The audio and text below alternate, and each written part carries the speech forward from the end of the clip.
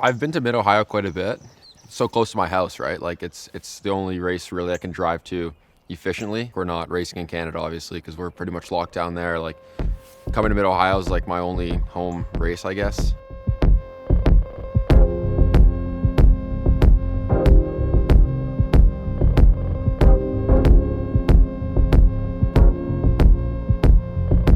Good job, Roman. Good job. Definitely has a lot of character, this track. It's old. I mean, you've seen the facilities. It's like you're back in the 60s again. Like, obviously I wasn't alive, but see pictures. Yeah.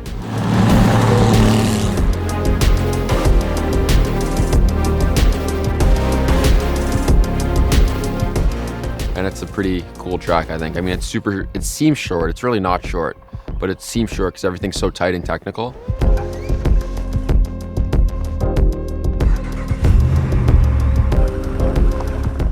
So my dad was like a massive racing fan. My middle name's Senna, so that should say enough right there.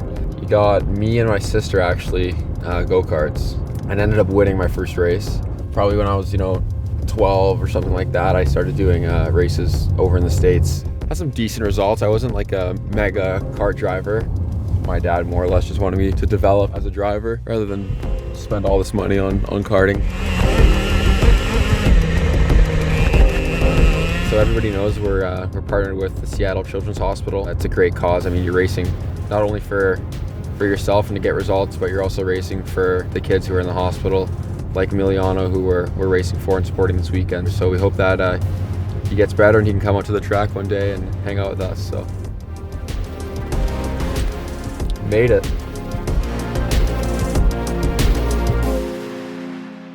There's not really a big, any specific issues we need to look for. So, I think the important thing for this first session, as long as the car is close, Roman, we'll get Ross in and get you as much driving as you can. And then any real changes we need to make to the car, unless it's way out of balance, we'll work on it for tomorrow.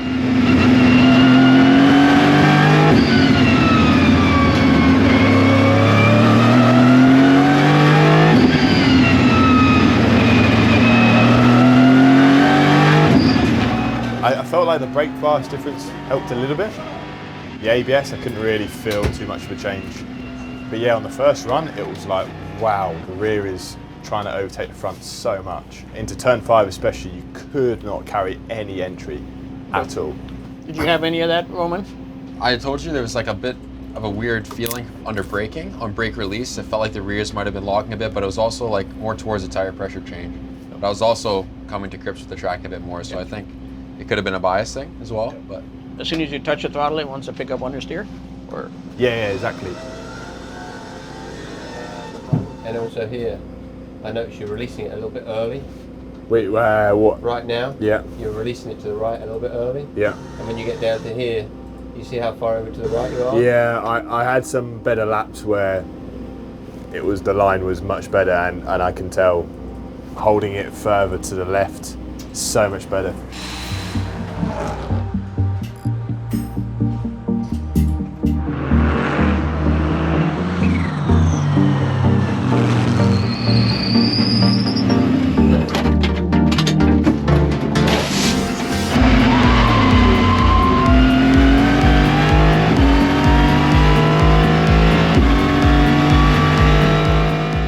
The car feels the best it's felt all weekend in that session. Okay, it's low fuel, new tyres, but the balance was very good.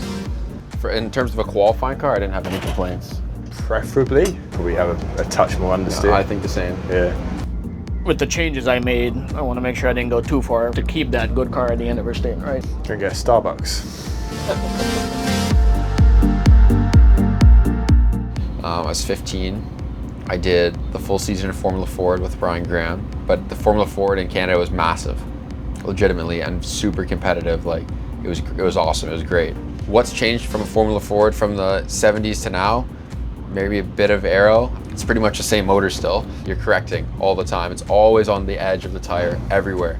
So Formula Ford was key to my development as a driver because of the fact that it was a very difficult car to drive on the edge, and it was all about mechanical grip. There's no downforce. It's very pure, very raw. I remember being like 10 or 11, coming to watch my dad race here. Yeah, I'd go to all the races with him and the team that he was with, and had some of my best memories there. A lot of the people who work for IMSA, I know them just because of my dad, and coming to the races when I was a couple feet shorter than I am now. Roman DeAngelis and the number 79 Kelly Moss Road and Race team have been utterly dominant in the Platinum class all season. It's very tight indeed, but DeAngelis gets a cracking start as they head down towards turn 1. He's weaving left and right, trying to keep everyone else behind him. So the Porsche Cup in Canada and in the US was a massive stepping stone for my career and for where I am now.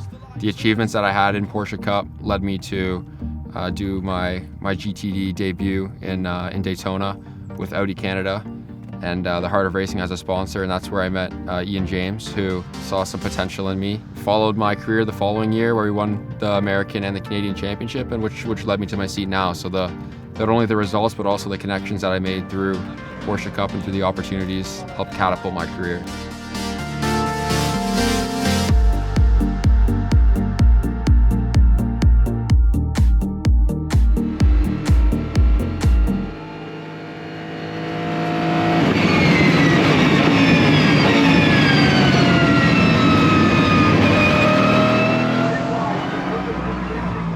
My only real concern going into the race is just the radio, not hearing vital information and having to ask, repeat. Is there any way we can get them better before the race, or? Ted's going to change the programming on Phil's a little bit. Yeah. Did you hear me in the warm-up, okay, on track? I did. Yeah. Yeah, I did. So if they don't hear you, they're going to just say repeat. If you don't say that, then we'll just assume you know. I'll call the green for you. I'll go up on top of the trailer here. Okay,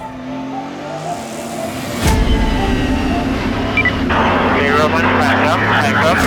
Ian now has the radio. Have fun, buddy. Oh, good. Yeah, went pretty early last time.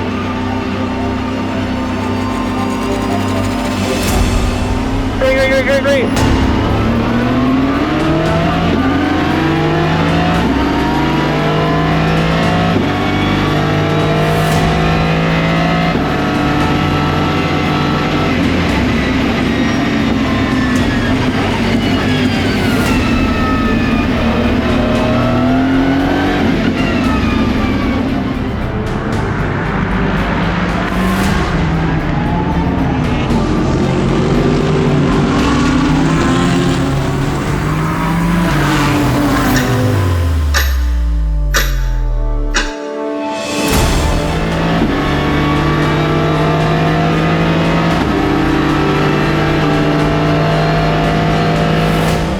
On the back straight, obviously they're going to defend to the inside. If you can get some overlap and hold them as far right as possible, it's really hard for them to break late.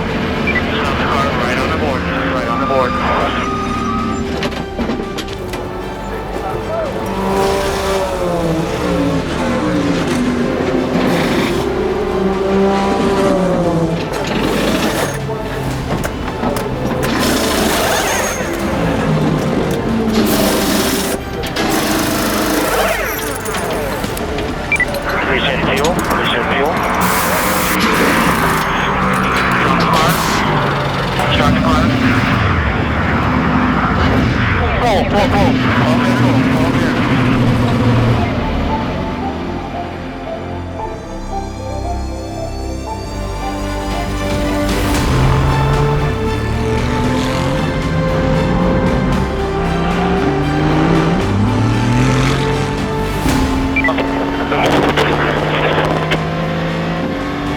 I copy, Ross. I didn't hear what you said.